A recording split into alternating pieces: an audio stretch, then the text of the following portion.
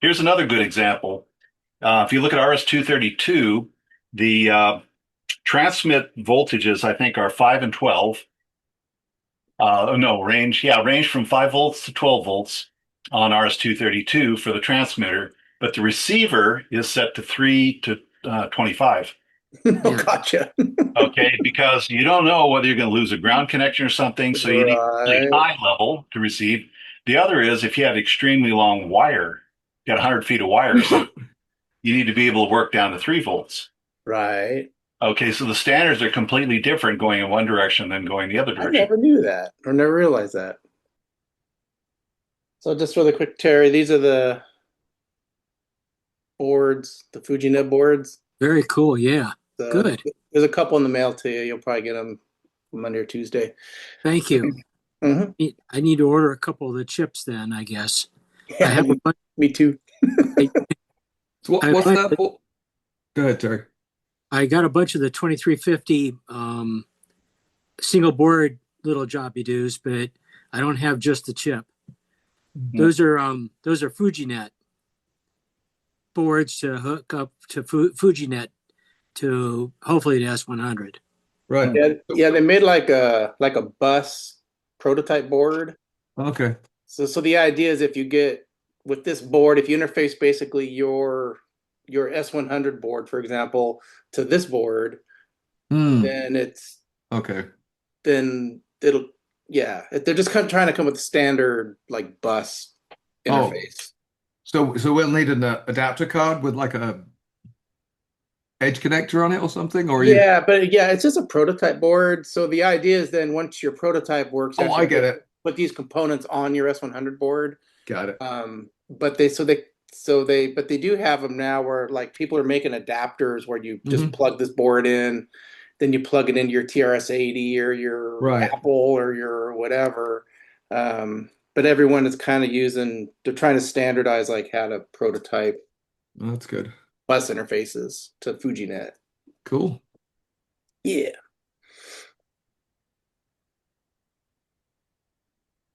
Yeah. So that's all I got. Uh, This morning I got an email from Thomas Cherryholmes, who's doing that FujiNet stuff, and he saw the video of the retro modem connecting to the ESP 232 module, and he says it looks like you should be doing FujiNet on the S100 bus. Yep. really? Well, Yep. that's funny. Send an email back and say Terry and Patrick are already looking at doing that. Uh, I Well, think he, the email hit his return address, and after my last crash, I lost his email address. I used to have it. mm. I well, have you know Mike's serial CPM that just uses the second 2SIO port Right. to talk to the serial server. I have a BIOS done or should be close to being done that talks FujiNet instead. But oh no. I just keep getting distracted. It's kind of like a test base, so you can just boot using your 2SIO port talking to FujiNet instead Mm. of Mike's serial drive server, but I just got to get around to finishing it and see if it actually works. I thought that might be a first good sort of little test to learn how the board works and Yeah, that'd be good. So the FujiNet, does that use the same cards that they use on the WizNet cards? Same controllers? No, Different ones. Okay. WizNet. Yeah, WizNet. The 5100, 5300 series. That's basically an Ethernet board Yeah. module. It it takes care of all the protocols, Uh-huh. Ethernet protocols for you. Yeah, we've got Jay Cotton's going to be working on WizNet on the S100 as soon as I get the third SPI interface approved and known to be working on the FPGA board. I've got all the code written, and I've been trying to clean up the FPGA code a little bit now, and then I'm going to send what I got over to Jay, and hopefully he'll try it. And it has he has two SPI interfaces. One is the WizNet chip module, and the other is a FRAM to hold the IP address and all that stuff. But yeah, FujiNet is different. Yeah, much different than. Okay. It'll be cool to see it working though, and see how it works for S100 computers and computers that aren't game machines, because it really still seems like FujiNet is very game computer oriented. Yeah. Yeah, they started with the Atari 800, I think. Because yeah, even the FujiNet the serial modem, it talks Atari SIO protocol. Oh. So essentially, what we have to do is convert, what we need to do to their SIO protocol. But it's open file, read sector, write sector, whatever. So it should be easy to do most everything that we want to do. And of course, until you start getting to hard sector Altair disk formats, because those are the odd duck. Oh. But it looked pretty straightforward to convert Mike's serial disk server commands to FujiNet. So as long as it just sends the payload I'm asking for, it really shouldn't care. Yep. Very cool. Yeah. Yeah, there seems to be more and more people coming out of the weeds with various ways of connecting your S100 machine to a PC or whatever and getting files back and forth. Files or disk images or whatever. Yeah, I just think it would be cool to be able to tell my Altair to boot a disk image that's, at your house or something from a TNSF server and, type of thing. I just think it sounds cool. Oh, and floppy disks are so slow. It won't even feel slow. Nope. Just feel normal. Yeah. God damn. And then, hey, Terry, would you throw that file on that disk image for me? Yeah, sure. Okay. Oh, yeah, I see it. Thanks. Oh, yeah. Well, the problem with that is it'd take me probably a year to find the one that you're looking for. Oh. And if we all go from CPM to MPM, then we can all access the same files at the same time. See, now we're talking fun. Yeah. MPM. Shared storage for a bunch of computers. Oh, yeah. Yeah, look at the size of the drives and the we were talking on the last the Wednesday call about CF cards and things like that. This one's 2 gigabyte, and this one's a little bigger, 4 gigabytes, and so on, and bigger disk drives and things. And I think about how many CPM programs are there really? If you go back to the 80s and you drag them all in, could you fit them all on a 1 terabyte drive or on a 500 gigabyte drive or Probably 100 gigabyte drive? Or That'd be interesting to see. Yeah, fit the whole what's it called? The whole CD. The humongous drive or humongous site. Humongous, yeah, the humongous. You take the whole humongous site and put it on a little bit of one of the CD flash cards, and then plug that into your CPM system. And other than programs you write yourself, everything is there. Yeah. That's one of the, I guess, the shortcomings I see with hooking the S100 up to the PC, other than if you're, compiling code on your PC or something like that, maybe transferring something from one place to another. Just about everything can fit on even the smallest, you know, flash disk and could be Hmm. permanently on your system. You'd never have to go anywhere to get anything. Yeah, that'd be interesting. Hmm. Although there's a lot of software out there that's also not on Humongous and other places, Yeah, especially board specific software yeah. like the Still seems like you could drag everything down that exists out on the internet for CPM 2.2 and 3.3 or 3.0, pull everything that's available out there, and you can still fit it on a relatively small drive. I would think People so. have it local. Everything is just local here, CPM system. You wouldn't really have to go anywhere to get it. Yep. So I think I've got a copy somewhere here of the Humongous site. You Yeah. copied the whole site.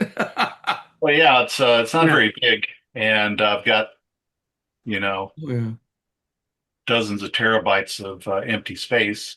And stuff goes, it disappears. that's true. Yeah.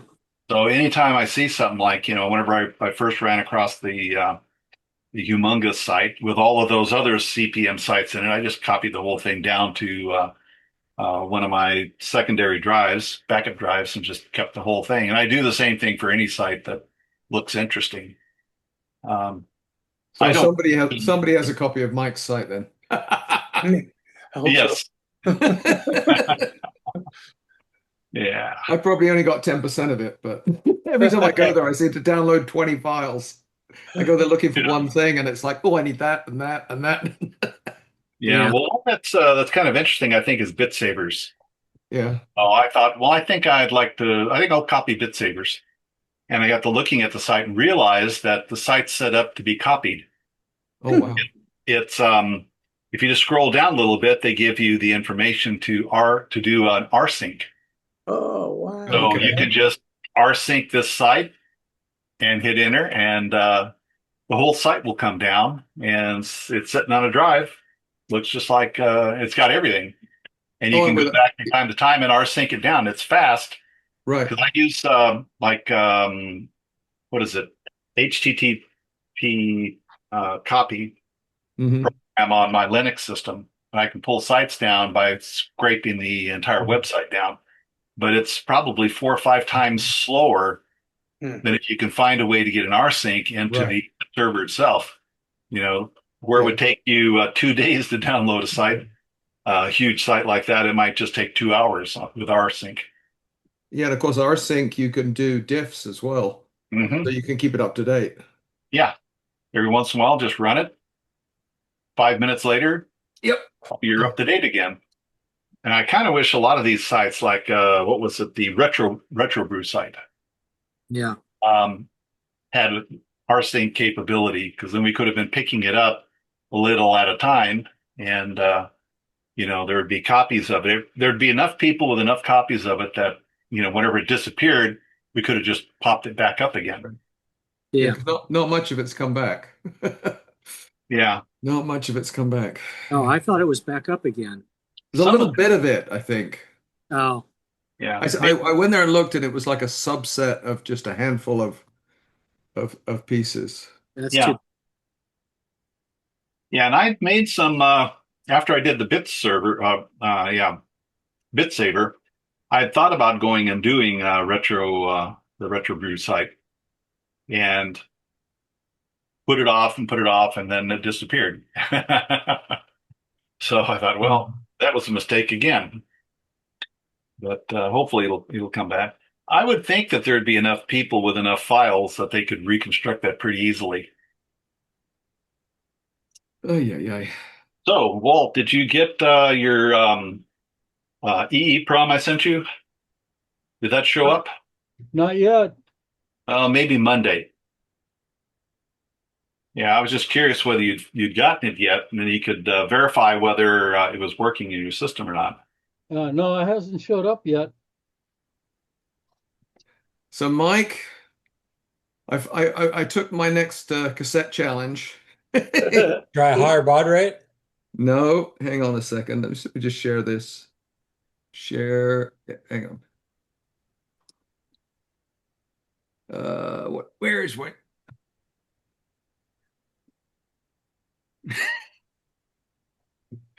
I got that far. I got that far. That's pretty good. What are you Yeah. doing? It's It took me something. a while. It took me a while. I'll tell you. I spent a half a day to get that question mark to come up cleanly from cassette. What is that from? From the MIT's programming package. Oh, yeah, that's a difficult one. Yeah, in fact, I watched your videos on it to finally figure out how to get it done right. Yeah, just don't ever hit return at that prompt. Or Well, that's type as far as anything and hit return, I should say. I've got so far. But Now you should definitely try the higher baud rates unless you're really hooked on being at 300. yeah, It works quite well at 2400. yeah, Hmm. yeah. I haven't got that far yet, but no, I'm using. You'd have to reflash it. Yeah, using this stuff to basically test out the new SIO card, and then when I get Patrick, will it work at 2400? Ta-da! yes. Oh, yeah, it'll go out to you tomorrow. Oh, awesome, awesome. And Because when I have this one, I'll have two of them here. mhm. So the one that I've already got will stay attached to the cassette. That one I'm going to use as a console. That way I can use the pint line for interrupts and test the interrupt circuitry properly. Yeah, I did Because the programming system supports interrupts. Right. I did use the SIO interrupt test on your site, Mike, where I think you just Okay. send a character, which sees it Yeah. loop back, Yeah. and that works now. Yeah. So Yeah. And I have more oscillator chips on order. They've shipped, but they won't be here for about a week. So okay. once they get here, I will send at least one back to you, so you've got a couple again, instead of searching for the one that's on the other coast. So I think it's the MITS programming package. One of these has a really oddball thing. It works with pint because it defaults to interrupt vector 7, but it inits the VIRTC card, which isn't in there. Right. But if you turn them on, yeah, I think it's look at my notes and see if I say anything Yeah. about it. Yeah. In the There's one manual, squirrely condition. yeah, in the manual it says you could use pint, or if you've got the vectored interrupt card, you could use a specific vectored interrupt, is what it says in the manual. There's some issue with it not initializing it, and you're just in Never Never Land. I'm trying to remember Yeah. what that was. Anyway, hopefully I'll have that working. But I just thought it was so funny that I spent half a day to get a question mark on the screen. Yeah, non-trivial. It's not trivial because it has its own bootloader. I used Claude to take the bootloader, which is in Octal in the manual. And I literally cut and paste that into Claude and said, make me an Intel hex file so that I could just didn't have to front load it. I could squirt it up there and use Claude actually output an Intel hex file from Well, it's in my front panel if you have my front panel. that loader is? Yeah. Oh, I should go look at your manual, I guess, again. I haven't looked at it for a long Yeah, time. I couldn't tell you how to do that without looking myself. Yeah. I There's didn't one of remember. the things that'll automatically load that loader for you if you want. Yeah. I always forget the 8800C has all that stuff you can just Me load likewise. and the programmed output. Likewise. I always forget. It's so handy when I remember. But yeah, I'm so far, like I said, I've done tons of loads on that card, and it's just rock solid. I've done saves from it, so yeah, pretty cool. I'm looking forward to the production version. Oh, Although this is pretty here's the close to it. problem. The programming package assumes the 88 VI RTC board is present and Oh, enables real-time clock interrupts from the board, but doesn't provide an interrupt handler. In order to run with interrupts enabled, you must turn around and disable the RTC on the VI-RTC. Otherwise, yeah, it's going to Never Never Land. But you don't have the VI-RTC in Right. there. no, I haven't got Patrick All designing right, so that it's yet. going to go initialize that, but it won't do anything. Right. And then the pint Yeah. will just work. Yeah, no, the next card variant, I think, Patrick, that I'm going to try and persuade you is the 88 PIO, the parallel card, because it uses identical port, the circuitry for the port selection and all the board selection and the vectored interrupts is identical to the SIO. So basically, it's pulling the UART out and putting a pair of 8212s in. Well, there's all that space. Well, yeah. But anyway, that was I thought when I looked at because I was thinking, okay, because I was going to make a version of the PIO with a 16-pin connector that would go to my tape reader. So you just plug it straight in. There you go. But and then I looked at that and went, oh yeah, we don't have to swap out a few chips, and the SIO becomes a PIO. So it's funny in the parallel to serial complications with MITs on the 68 UIO board, they used a 6821. Mm-hmm. And in that, your data register is first, followed by the status register.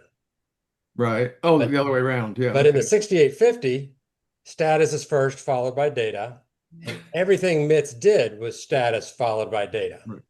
So on the UIO board, they put an inverter on A0 to swap it.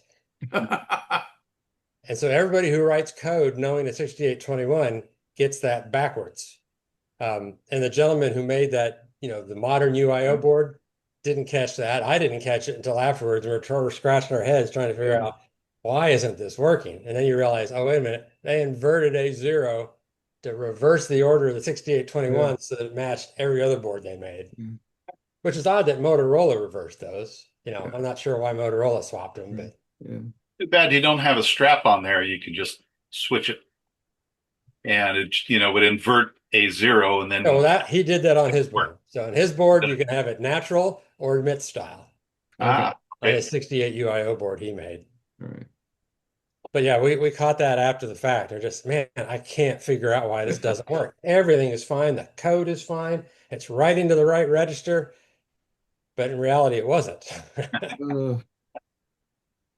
Oh, fun. Then the only other board we need, he said, adding to the list, was the, C700, the Centronics printer board. Looks kind of interesting. And I found the pictures of it on your site, I think, Mike. Yeah, I've got one. Oh, you have? Yeah. And yeah, interestingly, I have that working fine with MITS Basic and it works. And then I was going to use it in my FDOS demonstration as the printer port. Because FDOS, even version 1, like I said in the video, supported a reader punch and a printer. Right.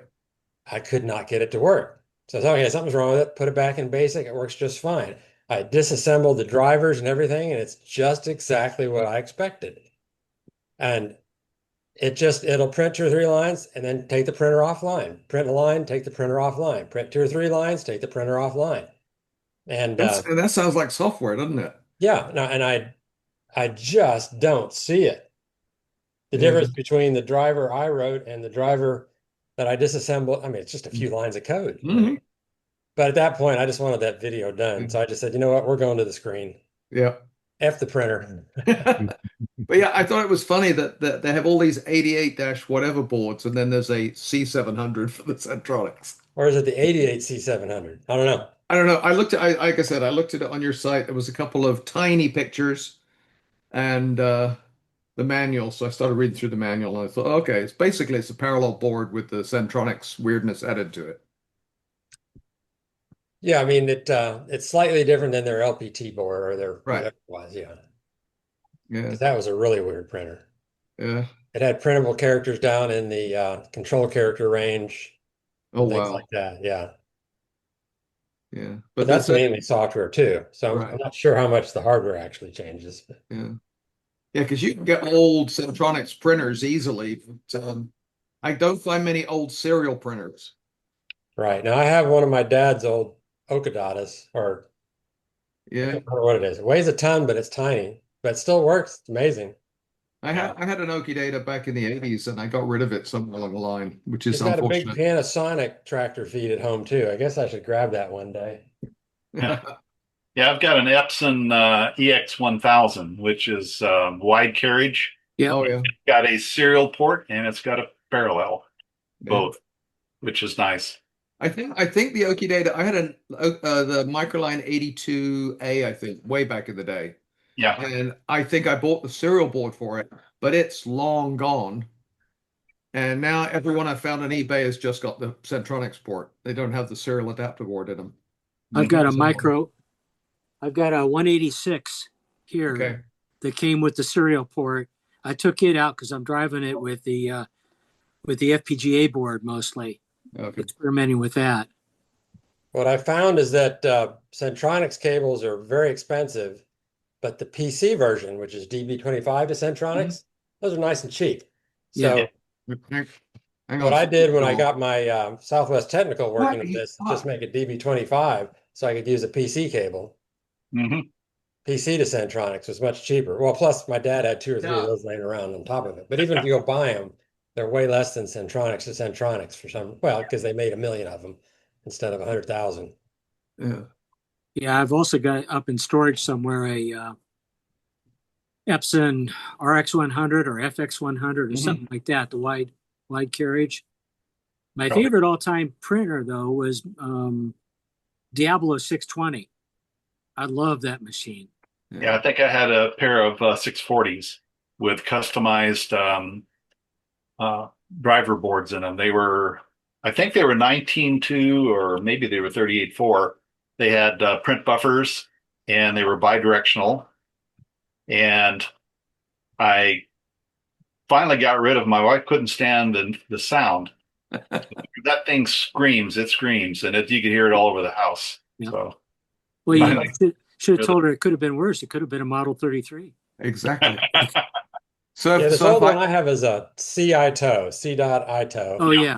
and it weighs a ton. So it's before they really modernized and integrated everything. It's bi-directional, but it's offset a bit. And I've tried different adjustments and I can't make it unidirectional. It looks good, but bi-directional, I don't like the tear. have some slop in it or Yeah. something. Yeah, I Just enough. tried figuring out ways to get rid of that. I mean, the belts look good. Well, I mean, for her age, the belt looks good and everything. So I'm not, but yeah, by single direction, it looks fine. Yeah. Yeah. The thing I always liked about the Oki datas was they used regular typewriter ribbons. They Yeah. didn't use a cartridge. So as long as you can get ribbon on a spool, which people still use, it's easy to keep fresh ribbons in them. Yeah. But I remember you literally just went down and bought a typewriter ribbon when you needed to replace it, which was much better than trying to find the right printer ribbon cartridge for your 40-year-old printer. Well, when you're ready to try that board at 1200 or 2400, let me know. Okay. I'll have to revisit how you update the firmware. All I know is that you have to do it at 300 baud because I did not put in X modem or anything like that. But at 300 baud, it won't overrun the programming algorithm of So the do you upgrade it from within the CPM system over the serial port, or do you Yeah, do you do it externally? externally. You just come in through the serial port, straight Okay. into the board. Um, it has a little monitor that'll come up. Oh, okay. I forget the sequence. It's in the comments. But yeah, if you ever want to do that, let me know. Yeah. But yeah, it works quite well at 2400 baud. That's 8 times as fast. So Yeah. it's pretty nice. The only downside is it's not the real thing, but the real thing gets really fucking annoying pretty quickly. Yeah. It's not bad. It's not bad, but yes, I've only been playing with it for a Well, couple I of mean, weeks. use it to actually write a program, and then the first run of that program clobbers the monitor, and that's another half hour to load everything. Yeah, it's just a bitch. Yeah.